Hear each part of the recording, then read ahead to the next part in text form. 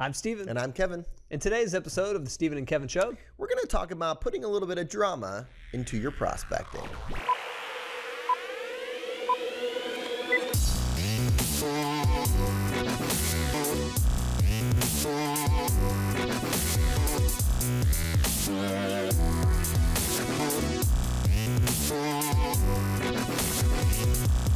Well, hello everyone, and welcome back to episode 55 of the Steven and Kevin Show. It's been a little while since we recorded a new one. We're trying to get back on track, starting today. That's when you know business has been good for you. You know, when the podcast starts to slow down a little bit. If we're shooting them every day, please give us a call and give us some business because we're dying. That's a really good point. But you know, I mean, Yeah, you're exactly right. We have gotten off track. We're going to get back on track. Yes. We don't want to forget about you. We've gotten some messages from people wondering when's a new episode coming out. And hey, we're going to start here it is. committing to weekly. So today, we're going to start by a little article that was in today's Wall Street Journal, and it was called "Can't Find Time for Podcasts? Try listening at Chipmunk Speed." Chipmunk Speed. Subtitle: Diehards adjust settings to 4x or more, devouring hour-long episodes in minutes. There's it's funny that you brought this up this morning because there was an advisor I was speaking to recently who said he watches our shows in like 3x speed or something. I don't even know if that's an option, but he said he's like I listen to it very quickly. So I was thinking maybe we should just to accommodate those people, talk even slower. No, I was thinking we're going to really screw them today. We're going to talk really fast. I like that. It's like, oh my gosh, I can't. I have to listen in regular time. All of you really should slow down. Yeah. No, I think it's pretty interesting though. I'm going to have to try it because I could see some value in it. I think the funniest part of this whole article is that the lead-in story is about a guy named Jared who got into this because his psychiatrist recommended that he get into meditation. So the guy, for anxiety issues, he gets into podcasts for meditation. He gets some Zen podcasts, but he figures out they're too slow, so he watches them on like 3x speed. Seems to defeat the purpose of meditation. Yeah, I mean, it sounds. I mean, that does not sound relaxing to me at all. But have you ever listened to one sped up? No, I'm going to though. I think it sounds like a neat idea. I have. I definitely have, and it's okay. But sometimes to me, it's hard to follow. Well, some people slow down more than others on podcasts. Some podcasts are really tedious to listen to, and you're like, come on, get to it. Get to the point. There's a lot of lead in. There's a lot of advertisements and stuff like that. Oh yeah. So anyway, speaking of advertisements, sit through this one. It only lasts 10 seconds. If you haven't considered our coaching program, check it out. Yes. It is intensive. It's one-on-one, and you'll learn a lot from us that can be applied not only this month and next month, but for years to come. If you want to bring in more business, leverage one of our coaches, we can help. Yeah, think about who's pushing you professionally, right? Most people don't have someone who's truly pushing them and making them progress on a professional level. You need a coach to help you do that stuff. That's what we do. We specialize in it. We have a very comprehensive program. Give us a call.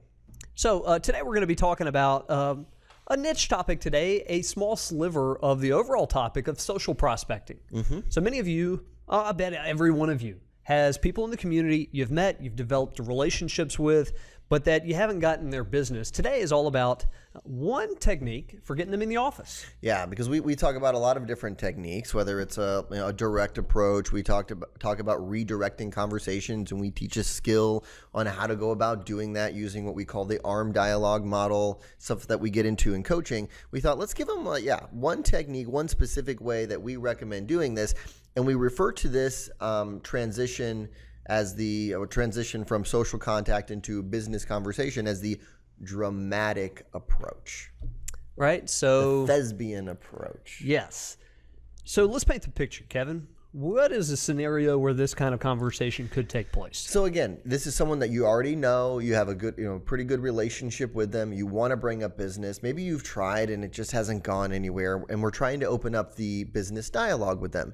A scenario where it makes sense might be over a lunch or a cocktail or something that's a very social venue where you're going to be running into them. And with this approach, what you do is you essentially start giving them a little bit of insight into maybe a day or an experience that you had recently from a business perspective.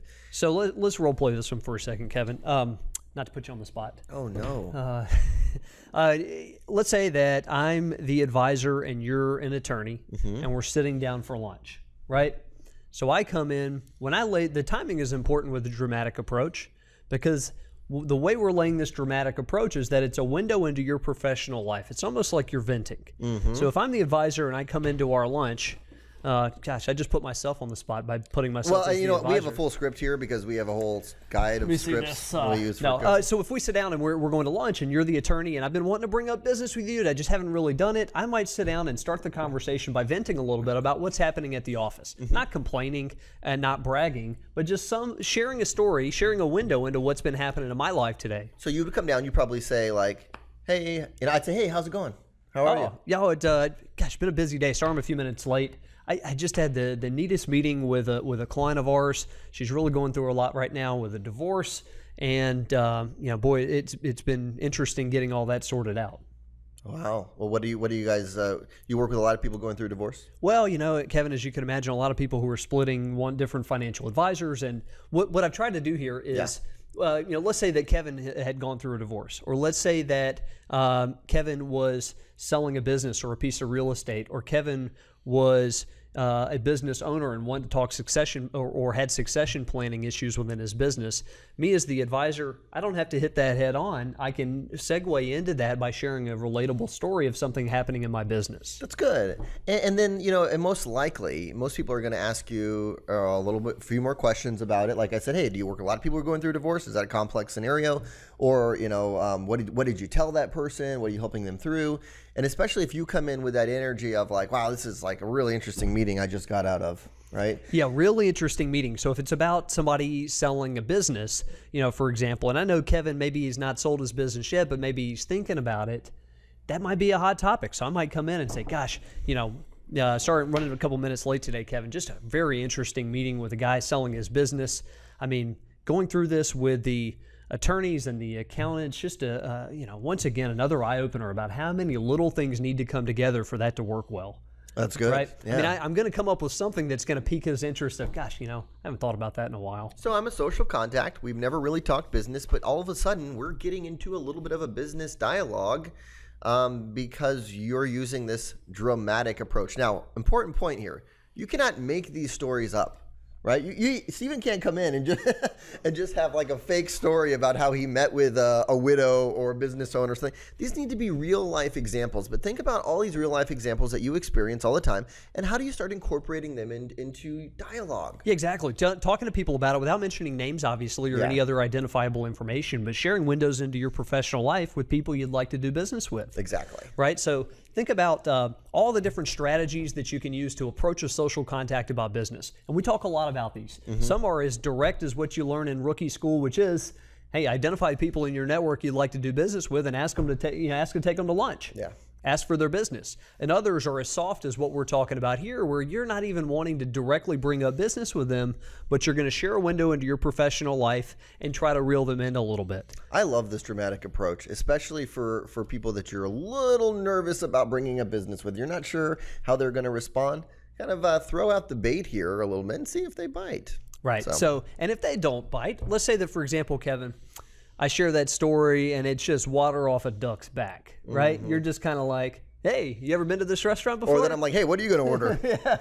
Right? Well, how do I play that one? Oh, I think you just let it roll, right? For that, I mean, I don't think you kind of keep bringing it up and keep talking about it. No, not keep bringing it up. Here's what I'm angling for is, would there be an opportunity for me to say, well, Kevin, it gets me thinking about for you guys. Have you thought much about succession planning? Who do you guys work with that kind of stuff? I think it depends upon the situation. It's one of those things where if you were almost to that point where you were ready to use more of a direct approach with me anyway, then probably. Yeah.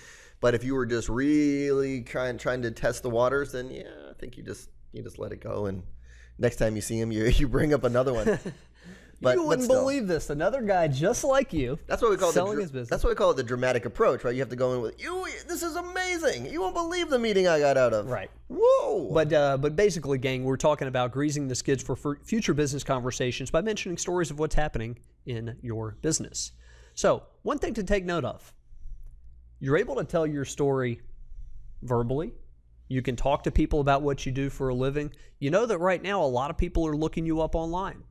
People are Google searching you. whether it's folks you've had into your office as prospective clients or whether it's people in the community, they're looking you up. If you don't believe us, look at your Google Analytics if you have it, and you'll notice more people are on your site than you even recognize. Yeah, I mean, one of our research projects recently showed that 95% of the affluent are looking you up online at some point during the decision-making process. So are you differentiating yourself online, or do you look like everyone else? Right. So one thing to consider, something we're now offering, custom website design. Custom. Yeah. Check out the link provided in the show notes. If you're in the market for a new site, we'd love to take a stab at it.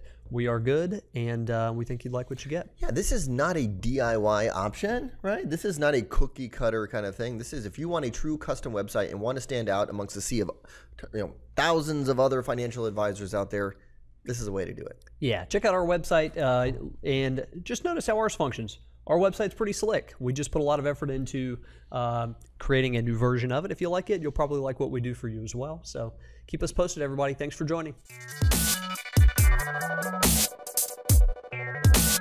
Thank you.